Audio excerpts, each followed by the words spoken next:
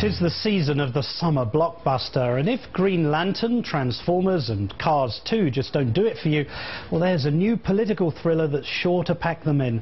As tonight brings the debut of Sarah Palin as cinematic idol in her own documentary, The Undefeated. Yes, you heard me right, that's the title of the celluloid Valentine, premiering tonight in Pella, Iowa, graced by the presence of the losing vice presidential candidate herself. The film is not the work of Palin's political team, but rather that of a true believer who dedicated his time and effort and $1 million to chronicling Palin's rise in politics. Let's have a look at his labours, shall we? The founders decided that we needed a CEO, one person that would be responsible. All decisions must go through this CEO. If things were to go wrong in this state, they wanted the ability for the people to know where does that blame lay. Christina Bellantoni has seen the entire scintillating movie. She's an associate politics editor for Roll Call, and I'm delighted to say that she joins us now from Washington. Undefeated. I thought she and John McCain were trounced at the last election.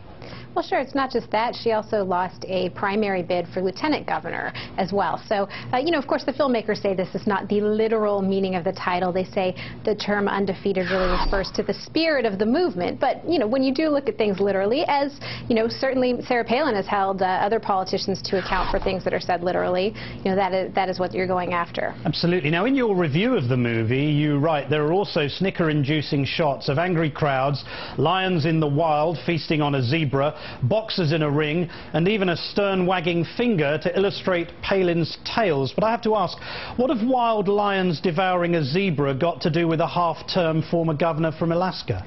Well, this was one of unfortunately, the poor things about the quality of the film.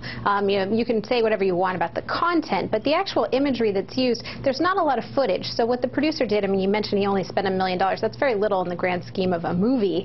And so what he did is he used, I guess you'd call it B-roll footage of just strange things. There's a shot of money actually getting flushed down the toilet to illustrate wasteful government spending. The shot of a zebra being eaten by lions.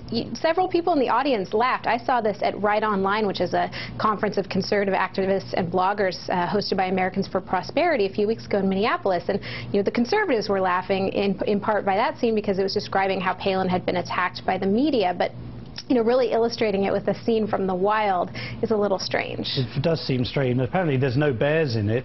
But the documentary is apparently an attempt to promote Sarah Palin's values. But I have to ask, what are those values? Walk out of public office halfway through your allocated term, have a child who becomes pregnant as an 18-year-old, and then use every possible opportunity to make money out of your celebrity. Those are her values, aren't they?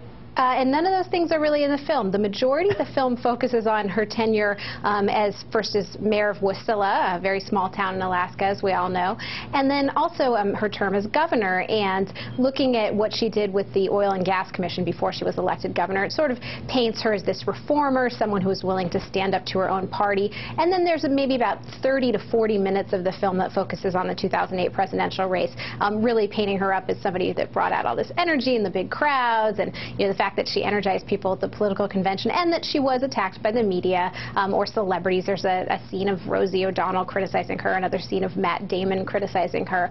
But that's really about it. There's a little bit of reference to her inspiring the Tea Party movement, but no real mention of her being a Fox News commentator, no real mention of, you know, her book or her reality show or some of the things, as you mentioned, you know, she's been profiting off of since she left office. Undefeated and maybe partly untrue. Christina Bellantoni, thanks so much for joining us. Thanks, Martin.